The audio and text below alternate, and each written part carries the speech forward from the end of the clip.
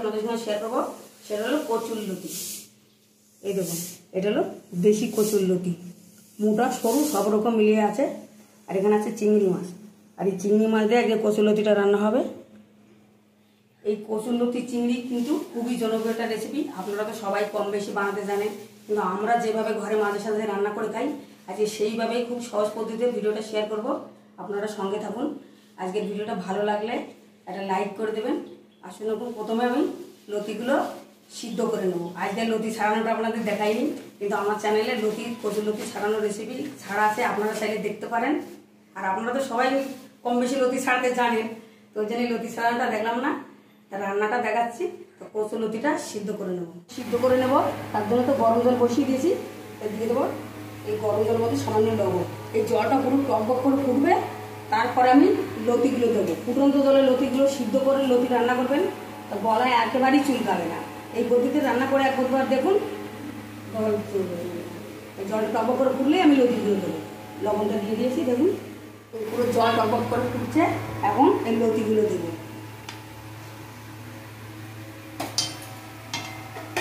লতিগুলো 4-5 minute একটু হালকা ভাপিয়ে নেব, একটু ঢাকা দিয়ে দেবো। চাপা দিয়ে রেখেছিলাম, দেখবো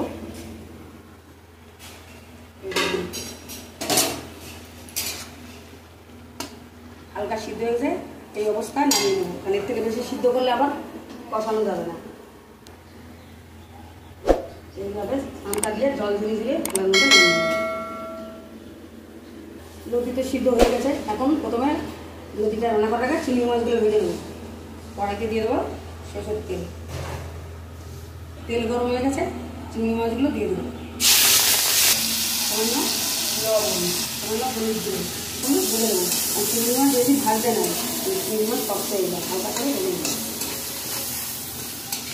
চিংড়ি মাছগুলো ভাজা হয়ে গেছে, এখন তুলে নেবো।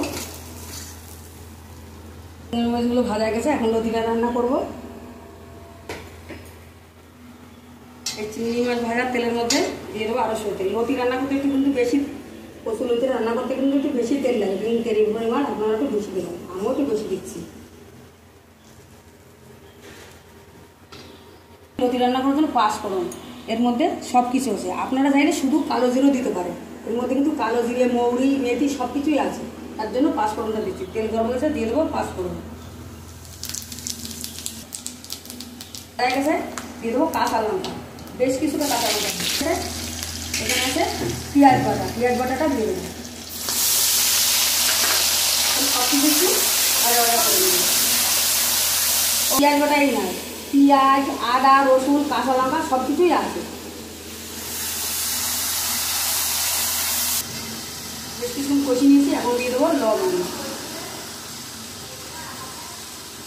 এখানে আছে হলুদ গুঁড়ো, লঙ্কা গুঁড়ো, ধনে গুঁড়ো,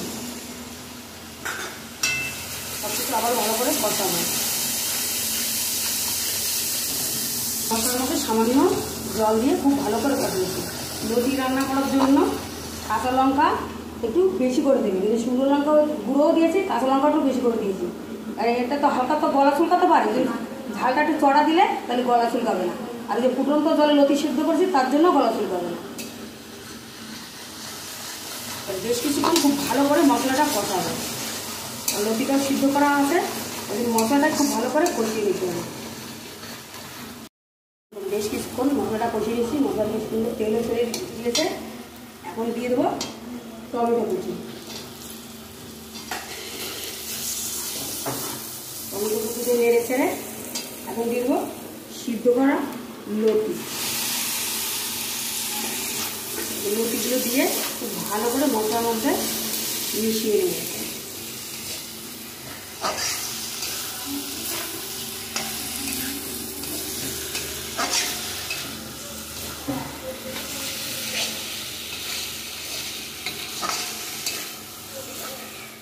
লতিগুলো খুব ভালো করে কষিয়ে নিয়েছি, এখন দিয়ে দেবো সামান্য পরিমাণে চিনি। লতি মিষ্টি মিষ্টি খেতে ভালো লাগে। চিনি দেওয়ার পরে আমি সামান্য জল দিয়ে দেবো। আর লতি তো মাখা মাখাই হবে, সামান্য পরিমাণে জল দেবো।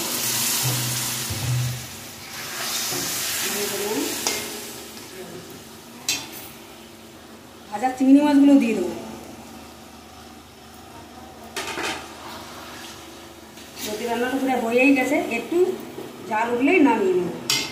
হয়ে গেছে, দেখুন লতির তরকারিটা কত সুন্দর কালার এসছে, কচুর লতিগুলো সবুজ, চিংড়ি মাছগুলো হলুদ, লাল লাল টমেটো, সব কিছু মিলিয়ে দারুণ লাগছে কিন্তু।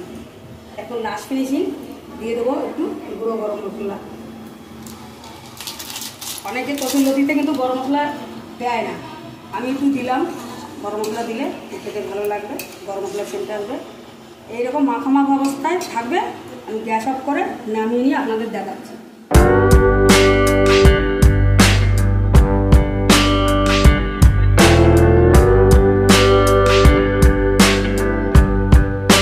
আজকে খুবই জনপ্রিয় একটা রেসিপি আপনাদের শেয়ার করলাম, যেটা কচুর লতি।